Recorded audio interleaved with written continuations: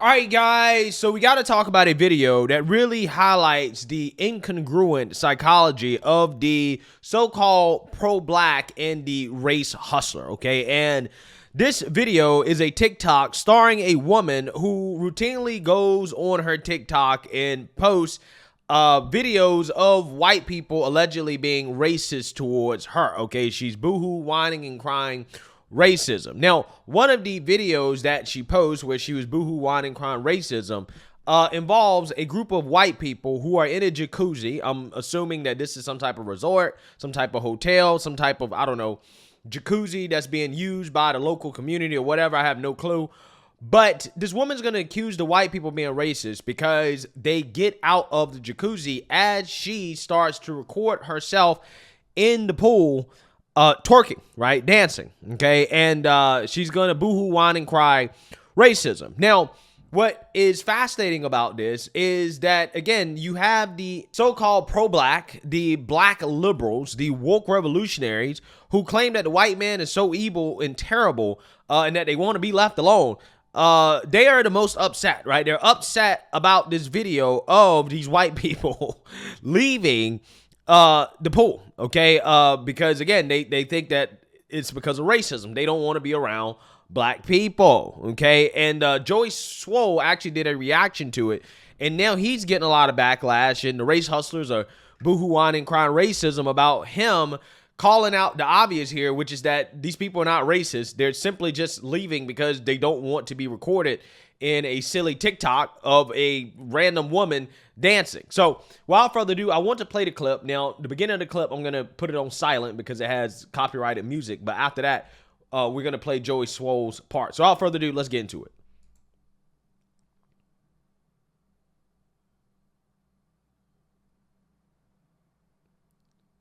So as you can see here, again, the white people, they're leaving. Okay, this woman's recording a video, and then the white people decide, hey, I'm gonna get up and leave, and I'm gonna get out of the video, right? I don't want to be in a video of this woman, twerking, okay, recording herself. Okay, this is not what I want to do. I don't want to be a part of this, which I think is fair, right? It's very fair. I wouldn't want to be a part of it, okay? And I'm black. I wouldn't want to be a part of that.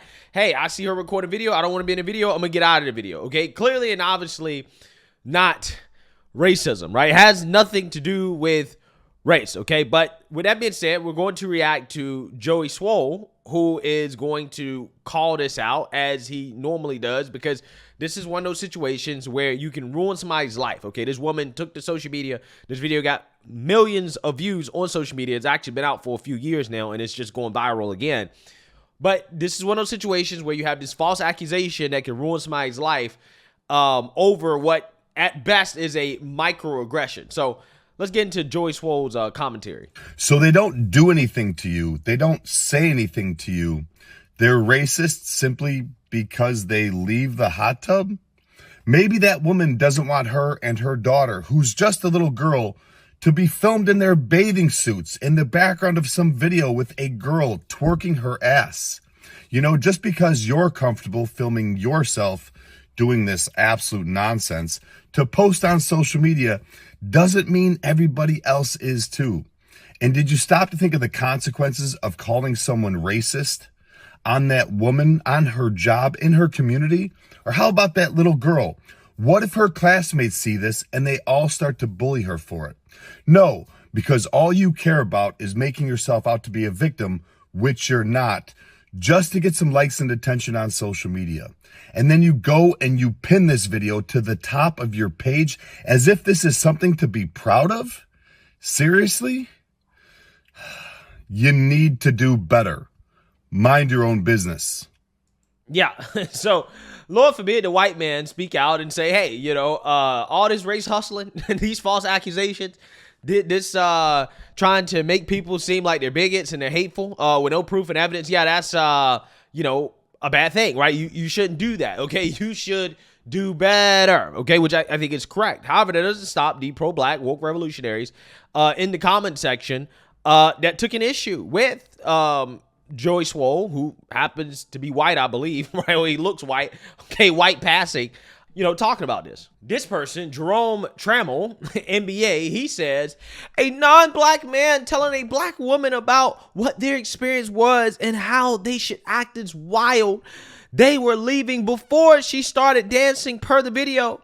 We as black people experience white people different than you. You're in her business and telling her to mind hers. Wild. I'm gonna read all the comments here before I talk about this, okay? Tariq Nasheed, okay, who's probably a black supremacist, right? That's what I would describe this guy. She didn't start dancing until the people left, so maybe she was telling the truth.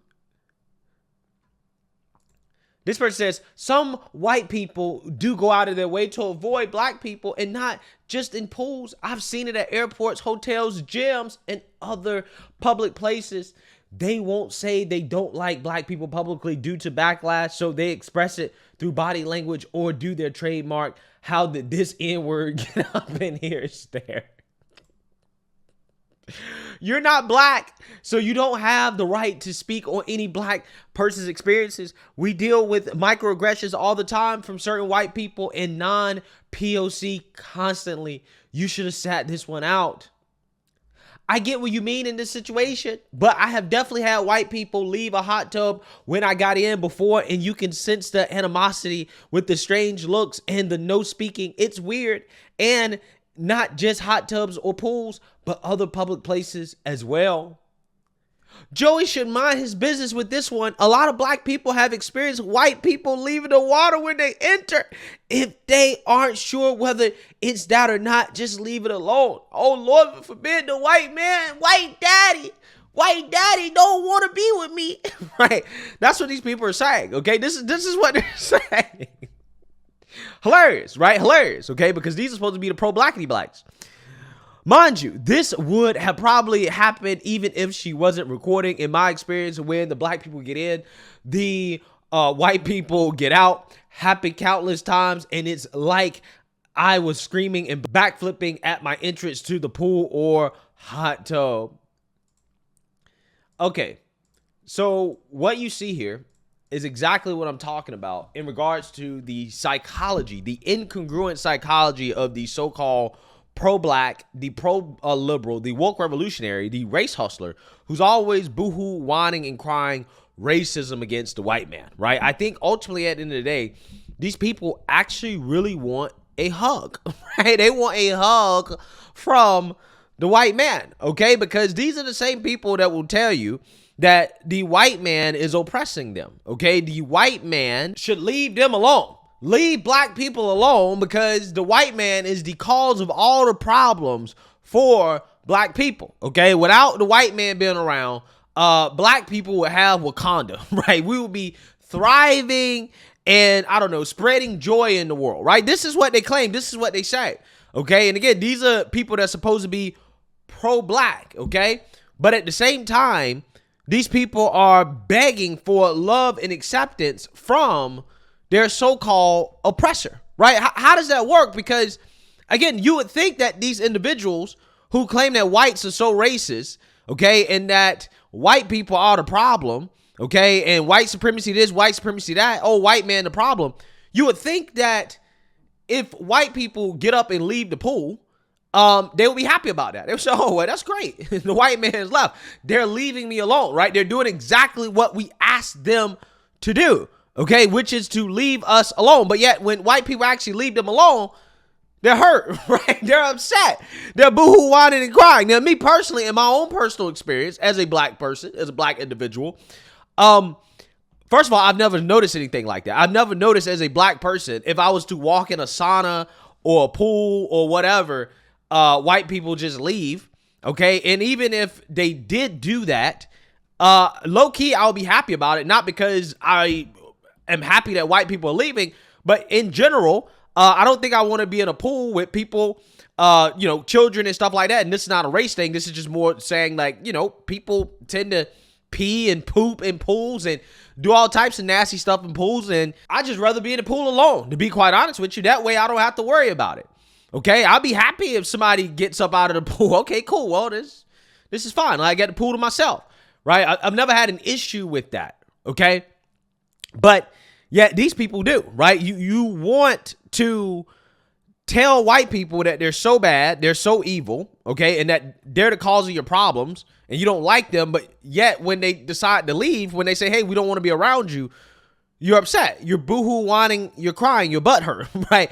Again, you're begging for love and acceptance. Again, this is what really confuses me about these people, right? Because these people are confused, right? I mean, the modern day black liberal, okay, pro-blackity black, woke revolutionary, they're some of the most confused people on the planet, right?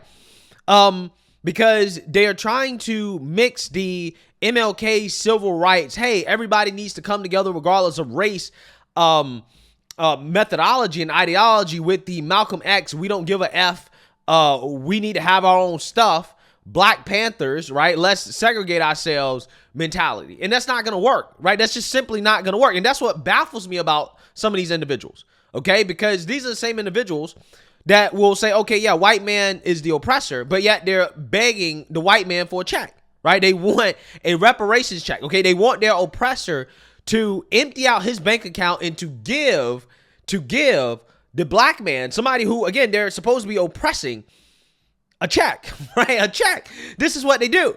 And it's like, well, why would you expect your oppressor to give you a check? It doesn't make sense.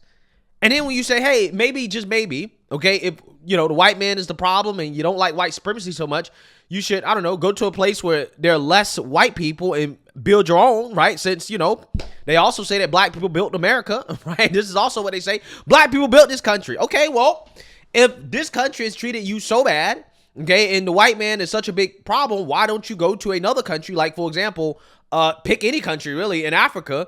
You can go over there. Your dollars, the dollars that you take over there will take you a lot further over there than they do over here. And you, I don't know, build your own country, right? Build your own thing. Okay, since you guys built everything and nobody else helped and nobody else should be able to take credit for you know, building America except you guys. Okay, well, you can go and repeat that in another country. But yet they don't want to do that, right? They want to stay here, okay, with the white man and continue to be oppressed, even though, again, they claim that it's so hard and it's so difficult for them. Again, I don't get it. I really don't understand it, right? Again, this is why the black community is in the state that it currently is because there's a lot of chaos and confusion. And the way that you see these individuals interact and how they deal with white people, again, this love-hate relationship where they're obsessed with the white man, okay? They're obsessed with victimhood, but at the same time, they don't want to leave the white man. They actually want love and acceptance, right? They want that hug, okay? They want to come together with the white man and have this kumbaya, we will overcome conversation with the white man, which is fascinating because, you know, these people always tend to paint black conservatives as the individuals that really love the white man, right? You guys know this Steven from Django meme that these people love to use all the time to try to say that, you know, black conservatives are, you know, racial slurs and all types of things. You know the things they say, right? It's hilarious because I'm not the one on my knees begging a white man who's supposed to be my oppressor for a check, right? I'm also not upset, right? I'm not super mad if, you know, a white person doesn't want to hang out with me or doesn't want to be around me. I don't get butthurt about it, okay? Because the white man don't love me, right? Again, but that is what these people get upset about, right? This is what makes them angry, okay? And again, their psychology is incongruent. It doesn't make sense.